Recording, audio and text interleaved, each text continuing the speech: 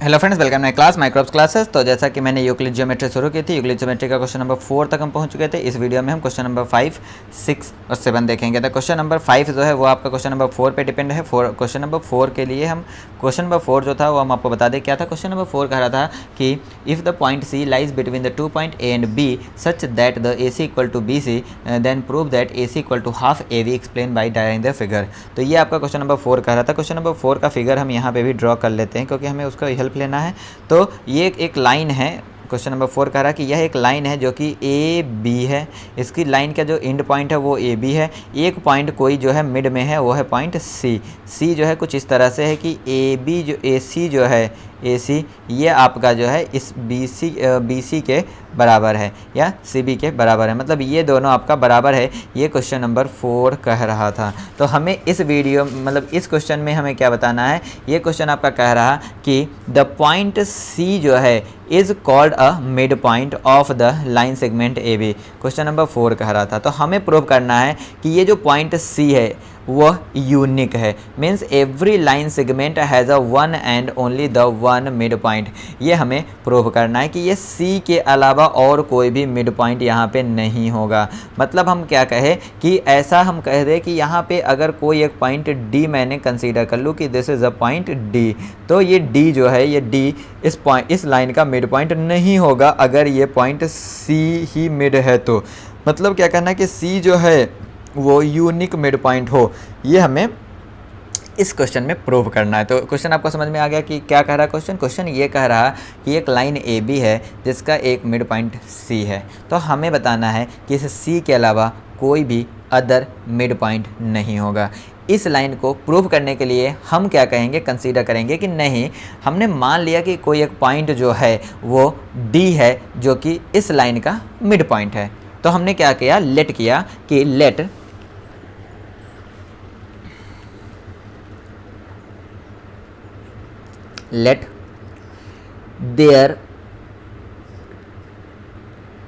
there be two such line, there be two such point, there be two such point, such mid point, mid points, such mid points C and D, C and D हमने ये consider कर दिया। अब according to the question number 4 या क्या कहोगे कि हमें यहाँ पे प्रूव करना, चलिए हम प्रूव कर लेते हैं क्योंकि ये एक स्पेशल क्वेश्चन है तो हम प्रूव ही कर लेते हैं। ये हमने कहा कि सी जो है वो आपका मिड पॉइंट है। अगर सी जो है मिड पॉइंट है, देखिए हमने कहा कि अगर सी जो है वो मिड पॉइंट है तो ए सी जो होगा, AC जो होगा वो आपका BC के बराबर होगा। ये जो लाइन होगा ये दोनों बराबर होगा एक दूसरे के, क्योंकि ये मिड पॉइंट है। जब ये मिड पॉइंट है तो AC जो होगा वो आपका किसके बराबर होगा, CB या BC के। और अगर ये दोनों बराबर है, अगर हम AB की बात करें, होल AB की बात, तो AB क्या होगा आपका, AB जो होगा वो आपका AC प्लस BC होगा या CB होगा। अब हम कहेंगे यहाँ पे AB जो है वो आपका क्या होगा, AC प्लस AC। क्यों, क्योंकि आपको पता है कि जो आपका BC है वो AB के बराबर, AC के बराबर है। तो यहाँ पे हम क्या कहेंगे कि AB जो है वो आपका 2AC होगा और AC जो होगा वो आपका 1/2 AB होगा। ये हमने कहा this is the equation number first. दूसरा पॉइंट हमने कहा कि यहाँ पे हमने कहा कि D is a mid point. अगर हम D ए मिड पॉइंट माने तो हम क्या कहेंगे कि AD जो है वो आपका BD के बराबर होगा। और अगर AD BD के बराबर है तो हम यहाँ पे क्या कहेंगे कि AB जो है वो आपका AB equal to AD plus BD। AD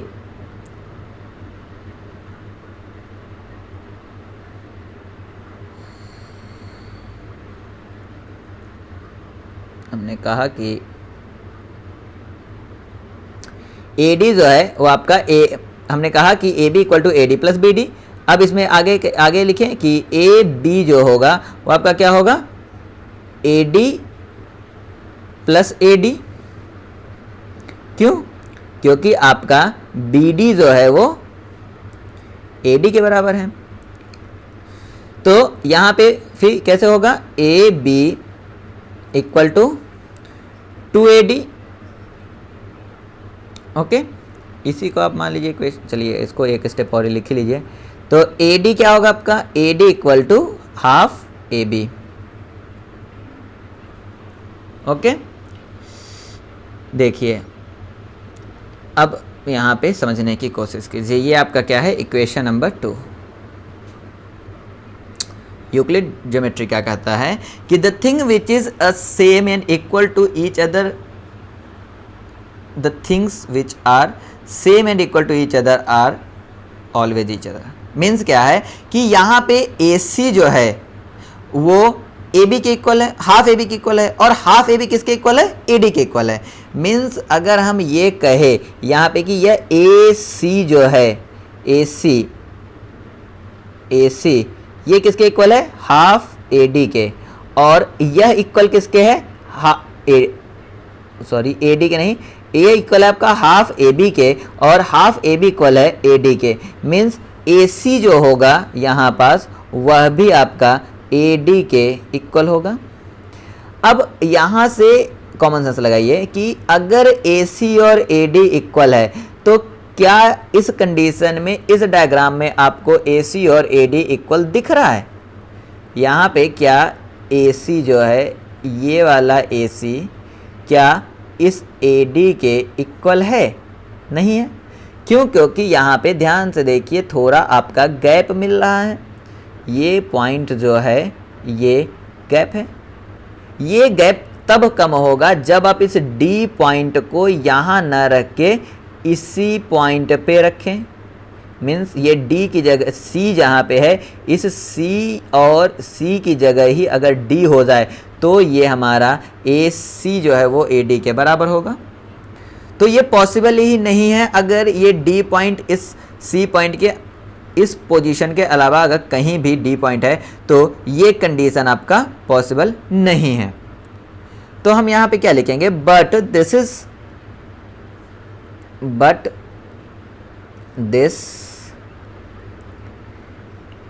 possible, this is POSSIBLE, this is possible only if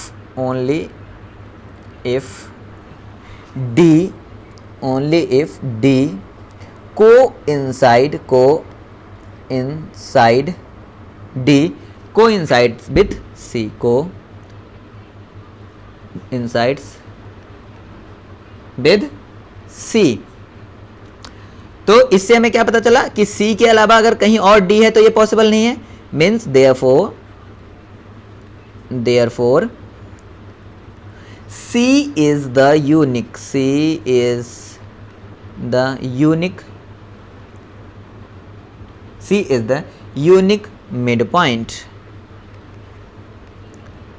midpoint। C is the unique midpoint। तो ये आपका क्वेश्चन था जिसमें आपको प्रूव करना था। यूक्लिड ज्योमेट्री का ये एक क्वेश्चन नंबर 5 था, जिसको हमने आपको बहुत ही इजीली समझाने की कोशिश की। अगर आपको समझ में आया तो वीडियो को लाइक कीजिए, अगर नए हैं तो चैनल पर सब्सक्राइब कर लीजिए, जिससे कि हमारे सारे वीडियो आपको टाइम टू टाइम मिलते रहे। चलिए हम नेक्स्ट देखते हैं। उसमें बोल रहा इन फिगर, चलिए हम पहले फिगर बना ले, क्योंकि फिगर आपका यहाँ पे हमने दिया नहीं है तो हम फिगर बनाते हैं। इन फिगर इफ ए सी, एक लाइन है, चलिए यहाँ पे खींचते हैं वो लाइन, ये लाइन है, ठीक। इस लाइन पे दे रखा कि एक पॉइंट है ए,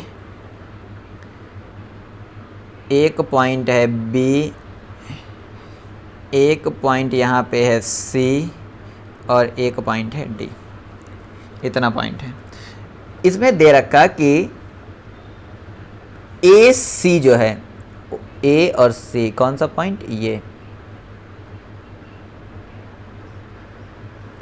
ए C equal to B D, ये दोनों इक्वल हैं।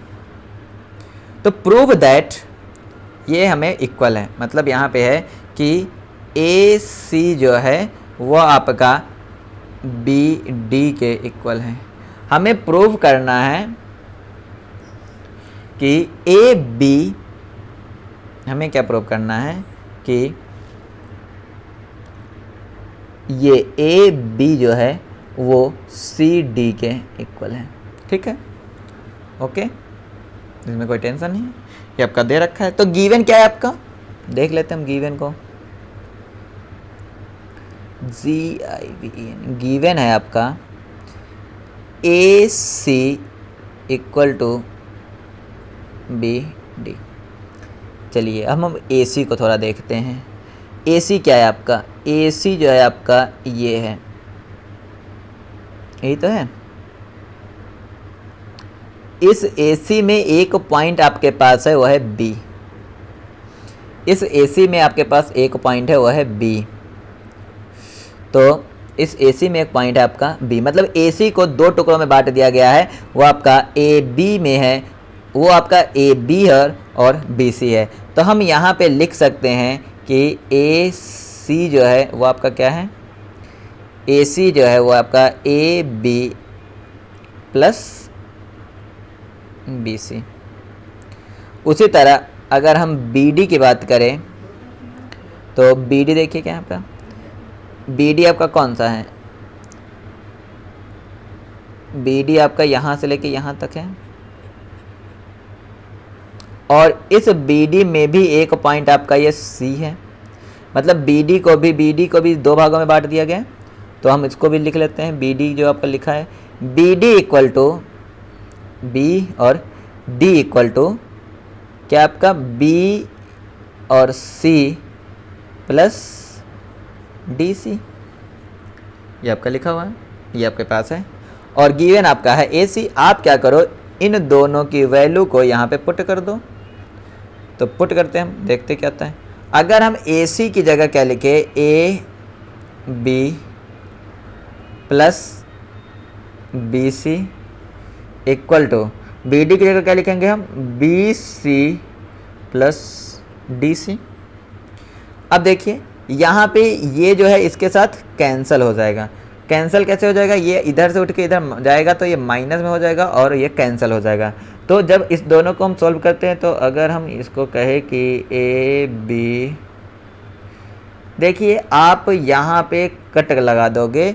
और जो हमारे हिसाब है कि मैथमेटिक्स में कभी भी कट नहीं लगाना चाहिए। ये कट यहाँ पे जीरो कैसे होगा, एक दूसरे के साथ कैंसिल कैसे होगा, इसको आज यहाँ पे आप सीख लीजिए, क्योंकि आप कट लगा देते हो जो गलत है। देखते हैं हम इसमें देखते हैं इसमें हुआ क्या। कोई ऐसा थोड़ी ना है कि यहाँ पे 5 रुपये की बात है कि यहाँ कट लगा दिया मैंने कि 5 माइनस हो गया। होता क्या है, अगर हम यहाँ पे BC की बात करें तो BC जो होगा ये कॉमन चला जाएगा, 1 - 1 होगा, प्लस यहाँ पे जो है हमने बाकी सब लिख लिया DC। अब ये 1 - 1 0 होता है। न्यूमेरिकल पॉइंट आपको पता है कि न्यूमेरिकल में जब आप 1 - 1 करते हो तो 0 होगा, तो BC जो है वो 0 के साथ मल्टीप्लाई होगा, प्लस यहाँ पे DC आपके पास रहेगा और यहाँ पे आपका BC रहेगा। तो ये अगर किसी भी चीज़ को अगर हम मैथ में 0 से मल्टीप्लाई करते हैं तो वो हमेशा उसका प्रोडक्ट हमारा 0 ही आता है। तो यहाँ पास आपका ये 0 हो जाएगा और ये आपका DC हो जाएगा। तो इस वीडियो को देखने के बाद आज से आप मैथमेटिक्स में कभी भी कट नहीं लगाओगे, इतनी जल्दी कट आप नहीं लगाओगे जब तक कि आपके पास ऑप्शन है, बिकॉज कट लगाना मैथमेटिक्स में गलत है, वो नहीं कंसीडर किया जा सकता है। आपने अगर ये आपकी आदत बन चुकी है तो आप इसको हटाने की कोशिश कीजिए, बिकॉज आपको एक्सपोनेंट पढ़ाया जाता है, वहाँ पे आपको बताया जाता है हर एक चीज़। तो लॉजिकल बातें मैथमेटिक्स में की जाती है, हाइपोथेटिकल बातें नहीं की जाती। ये आपका प्रूव हो गया। क्वेश्चन नंबर 6 हमने क्वेश्चन नंबर 5 देखा, क्वेश्चन नंबर 6 देखा। आज आपने यहाँ पे एक नई चीज़ सीखी है। वीडियो को लाइक जरूर कीजिए, हमने 230 से ज़्यादा शेयर भी कीजिए, बिकॉज हम आपके लिए यहाँ पे वीडियो बना रहे हैं। आप जितना शेयर करोगे, जितना लाइक करोगे, जितने ही हमारे व्यूज़ आएंगे, उसी हिसाब से हम भी आपके लिए मेहनत करते हैं। अगर आप 1000 कर दो तो हम आपको रोज़ 1-1, 2-2 वीडियो दिया करें। अगर देखिए आप नहीं करते, इसलिए हम 2-2 दिन 3 दिन के गैप पे बनाते रहते हैं। तो आप जल्दी जल्दी आप हमारे चैनल को मतलब आप वीडियो को लाइक कीजिए और वीडियो को ज़्यादा ज़्यादा शेयर कीजिए, जिससे कि उनके भी कंसेप्ट क्लियर हो सके। तो क्वेश्चन नंबर 7 है, why is the axiom 5 is in the list of the Euclid axiom consider a universal truth। अगर आपने मेरे प्रीवियस वीडियो देखा है तो मैंने इस लाइन को जो है ना बहुत ही सही से हाईलाइट करके लिखा हुआ था। मैंने कहा भी था कि this line is a most important line and ये हमेशा यूज़ किया जाता है। तो अगर आपने देखा है तो अच्छी बात है, नहीं देखा है तो वो लाइन समझिए क्या है कि wholes is always greater than its part. Whole is always greater than it parts, ये लाइन है जो कि यूक्लिड ने कहा था एक्सियोम के रूप में। ये यूनिवर्सल है, ये हमें प्रूव करना है, या ये कह सकते हैं कि हमें यही एक यूनिवर्सल है। चलिए इसको यूनिवर्सल प्रूव करने के लिए एक हाइपोथेटिकल कंडीशन हम बनाते हैं। हाइपोथेटिकल कंडीशन में हमने कहा कि यह एक बॉक्स है, ये मैंने कहा दिस इज अ बॉक्स, और इस बॉक्स से हमने कहा कि इस पार्ट को मैंने बाहर निकाल लिया, इस बॉक्स से मैंने ये पार्ट बाहर निकाल लिया। अब आप बताइए क्या ये पार्ट जो है, मैंने कहा this is a box and the box जो है ये पूरा ए है, हमने कहा ये जो है बाहर हमने निकाला ये पार्ट ए डैश है, तो क्या कभी भी ए डैश ए से बड़ा होगा? आप सोचिए, नहीं हो सकता ना। अगर कोई एक पेन है, पेन को हम दो पार्ट में तोड़ दे, अगर पेन को 2 टुकड़ों में तोड़ दे तो क्या उसका टूटा हुआ पार्ट उस पेन से क्या बड़ा होगा? नहीं होगा। अगर आप जो है अपने घर में हो, आपके घर में 4 लोग हैं total, number of family member is 4, आप पूरा होल 4 हो, पर अगर आप उससे निकल जाओ तो आप क्या बचोगे? 1 बचोगे। बाकी अभी भी जो आपका घर की फैमिली मेंबर है वो 3 है, 1 जो है वो 3 से कम होता है। लेकिन क्या 1 उस 4 आपके पूरे फैमिली मेंबर से कभी भी ज़्यादा हो सकता है? नहीं हो सकता। वही लाइन लिखा हुआ है, whole is always greater than its part, this is the universal truth because part is included in the whole. जब आपने अलग हुए, जब आप 4 लोग थे, 4 में से एक आप अलग हुए, तो आप उस 4 के पार्ट हो, ना कि 4 आपके पार्ट है। मतलब 4 फैमिली मेंबर में अगर आप हो तो आप उस फैमिली मेंबर में हो, तो आप कभी भी उससे ज़्यादा नहीं हो सकते, बिकॉज जो भी चीज़ें आप तोड़ते हो या हटाते हो वो हमेशा छोटा होता है अपने पेरेंट्स से। तो this is the universal truth because part is included in the whole and therefore can never be greater than the whole in magnitude. तो ये एक्सियोम 5 जो था ये मैंने आपको आज दूसरे तरीके से समझाया है। Thank you for watching this video. इस वीडियो को ज़्यादा शेयर कीजिए अपने दोस्तों के साथ।